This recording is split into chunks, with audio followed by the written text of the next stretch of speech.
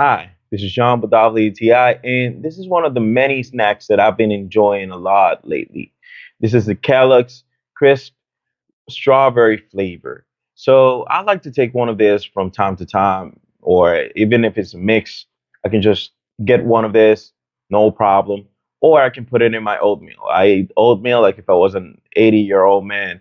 But the good thing about this is the texture, how soft it is. It actually feels like a little cracket, but at the end or in the middle, you have this marmalade for strawberry. It actually tastes really good.